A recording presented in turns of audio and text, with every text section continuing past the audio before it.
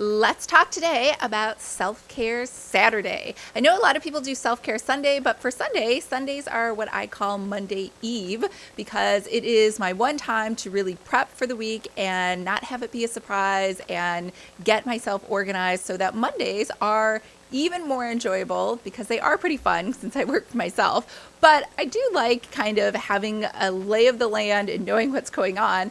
And I use Sunday for that. So Saturdays for me are that in-between time where the week is done.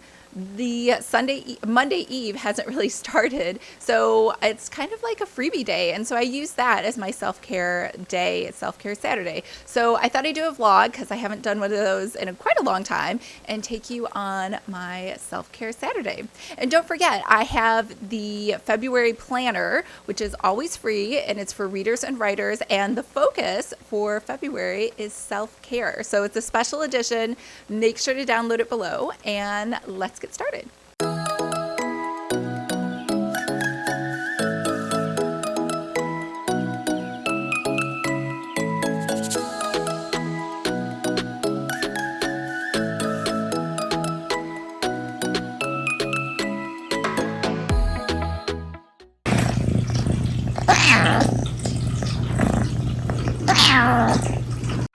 It won't go away. I've got that feeling rushing through my body. I know that it is here to stay. It's like you're my personal Illuminati. I know that some might say that I am just a bad girl, but if you treat me right, I will be the best girl in this whole world. No, I'm not gonna bite. I've got my hands on your body. So tell me what you want me to do. I can be good or be naughty, because there ain't nobody love you like I do, like I do, like I do, like I do, like I do,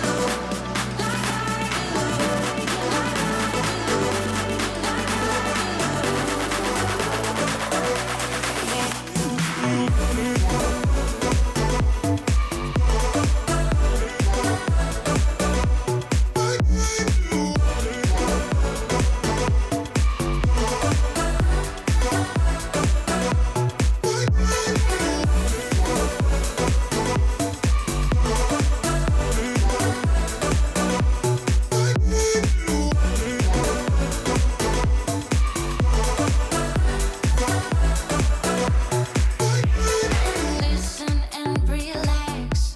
From here on, you don't have to say a word. So just let go and don't hold back.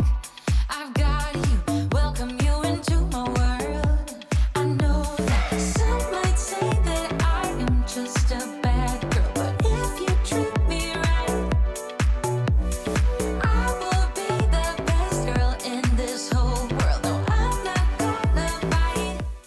So that is my idea of the perfect self-care Saturday. But for you, you should choose just things that make you happy. So I just have 3 rules for designing your own self-care day, self-care hour, self-care evening, whatever it is 1, don't do things you hate. So sometimes when I read a lot of the self-care advice or how to start a self-care routine, it seems more like work, right? Like eat more vegetables, eat more fruit, exercise more, wake up earlier, do some meditation. And not that those are bad things, but that kind of feels like work to me, right? Like I don't enjoy meditating, so that would be work to try to fit it in, right? And sometimes I like to indulge on self-care days in things that probably aren't that great for me, like chocolate and cheesecake and cupcakes and donuts and things like that. So my first rule is don't do anything you hate, because it won't really be a self-care day. It will just be more like a diet day or a torture yourself day or feel guilty about the things you're not doing kind of day. So